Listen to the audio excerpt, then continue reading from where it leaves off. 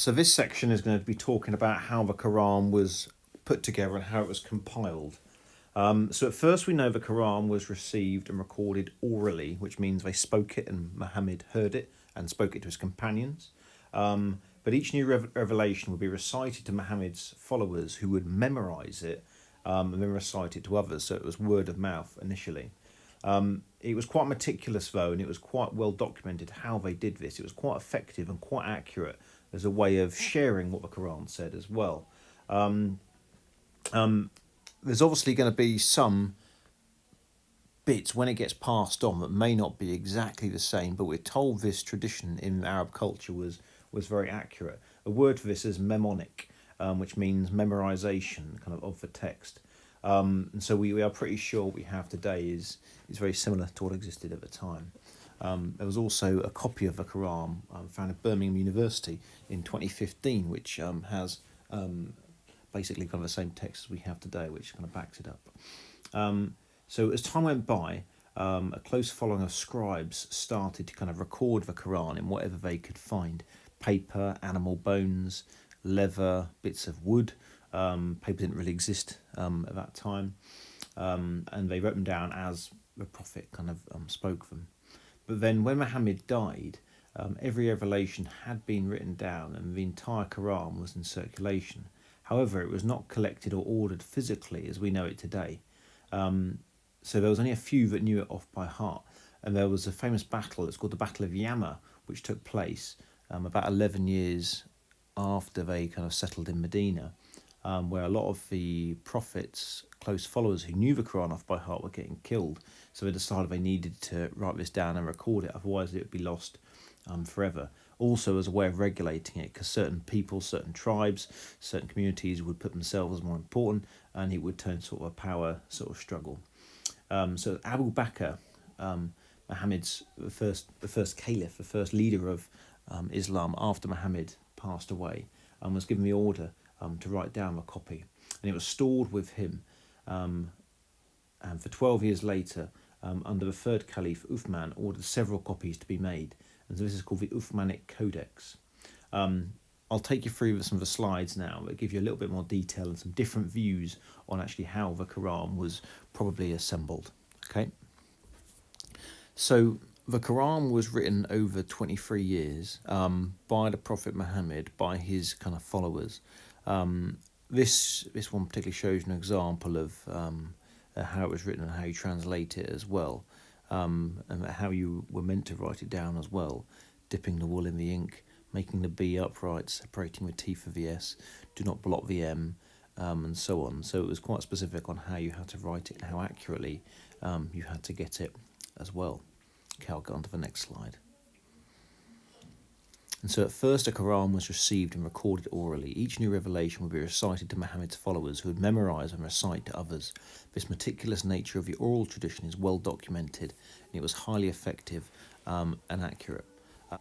So the next 3 slides take you through 3 opposing views of how the Quran was put together.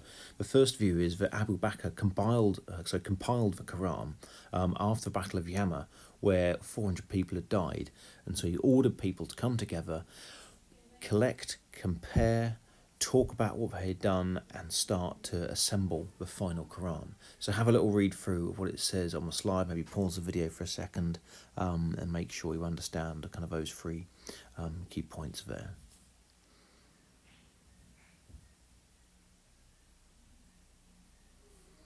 So the next view is Uthman compiled the Quran. So the Quran had 4 different codex, which meant the meaning of it differed dependent on the dialect you read it in. The Quran in Syria would have a different pronunciation from the one in Iraq, and this can be hugely important. So one man came to Uthman, the third caliph, who was a leader of Islam, and pointed out these differences in the Quran, and he was worried that it would be corrupted. Uthman decided to make an official Quran that all Muslims can use, and so because he was from the same tribe as Muhammad, he thought it would be the most accurate. So he ordered all of the versions of the Quran to be destroyed, and he ordered copies of his version of the Quran to be copied and sent out different parts of the Muslim empire. The third view is that Prophet Muhammad himself compiled the Quran, and so he, with his early companions, would tell them which order to put the verses in. And we're also told that on his deathbed, he ordered for some pen and paper to be brought to him, so he'd give his companions some advice. But Umar, one of his companions, said to him, "You are delirious, Muhammad. The book of Allah is enough for us." And so we can see this as evidence of the Qur'an being adequate for them. So this is a little exercise for you. Look at Muhammad, Uthman and Abu Bakr and make notes about their different ways of the Qur'an being compiled. And then the next slide, which I'll get onto in a second, here we are. And so this is why it makes, why it has supreme authority for the Muslims. So this summarises the points we just talked about. So the Qur'an is the exact words of Allah. It was brought to the people by Muhammad, the final prophet for humanity. It was recited by the Prophet Muhammad exactly word for word, so it's true and recorded by his followers and early companions. It's never changed, and it's one of the first great miracles. And so Muslims accept the authority of the Qur'an because it helps them understand the qualities and the nature of God, and it shows them how to live. And so looking at how it's been put together, how it's been assembled, and how it was finally compiled helps us really understand the nature, the role and the purpose of the Holy Qur'an for the Islamic faith. And we'll stop this video there.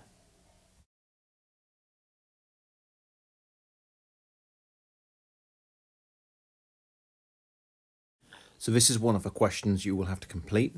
Examine the difficulties that arose during the compilation of the Qur'an. This is asking you about the development and how it was put together. So I would start off by talking about it being a religious experience where Muhammad received the Qur'an from Angel Jibril, and it means speech, and it was recited to Muhammad. Then I would go on to be saying that some of the experiences were public, so it would happen when people were around. Some of them were private. Thirdly, I would go on to talk about the revelations took period over several years and were sporadic in terms of timing. Some were in Mecca, some were in Medina, some were about judgment, some were about the oneness of God. Some of them were about how to live, how to follow Islamic principles, some of them about law, and so all sorts of different things. Then I would talk about how it was recorded orally. So each of the new revelations would be recited to Muhammad and his followers, who would memorise them and recite them to others. And although the oral tradition was fairly accurate, it's possible there could be sort of like a Chinese whispers effect where meanings could be lost. You could add to that by talking about different pronunciations in different parts of the world. So in Damascus, they would have one pronunciation for a word. In Baghdad, would have a different pronunciation for a word. Different parts of Saudi Arabia would have different meanings as well. So that could cause problems. And so this adds to the claim that the Quran we have now in Arabic is the true blueprint of the heavenly copy that was revealed to Muhammad, if the oral tradition is correct. And then also there is some interesting bits you could talk about Uthman, Abu Bakr, about how it was translated and how it was compiled. Obviously it was written down different sort of like pieces of wood, animal bones, and then were they accurately kind of recorded. And so you could talk about the different methods we've just discussed earlier in the video as well. So the part B question, the evaluation question you would get would be something along these lines: whether the message of the Quran can ever be translated with accuracy. So I'll take you through a few of these key points that you can include in your response. It is argued that the Quran is the final uncorrupted message from God to humanity. However, its importance is further underlined through the emphasis and insistence within Islamic theology that the actual words have divine characteristics, in that the actual words spoken by God and were given straight to Muhammad. This means they are accurate. Then you could go on and say, whilst there is a physical and spiritual nature to the Quran, we seem to have a unique intermediary, spiritually phonic level, that is the actual Arabic words of the Quran. It is from this that arises the Islamic teachings of ijaz, or imitability, that the Quran has no equal and cannot be compared or imitated. There has been much said about the Arabic poetry in the Quran, its unparalleled beauty, its power, its inspirational qualities, and the early Quraysh leaders mentioned this and said, how could Muhammad produce such a wonder, such a great sort of piece of kind of writing?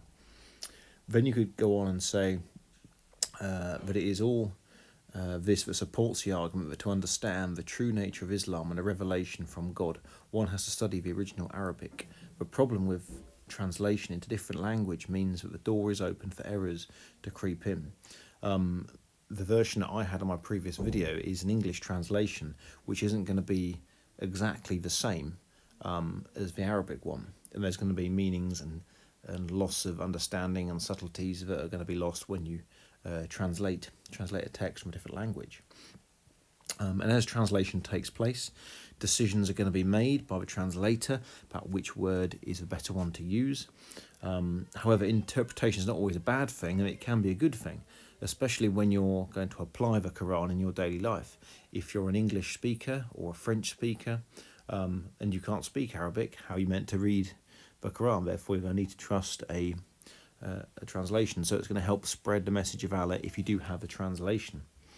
So this begs a question: can the Qur'an have several meanings on a spiritual level? Would this be a good thing or not?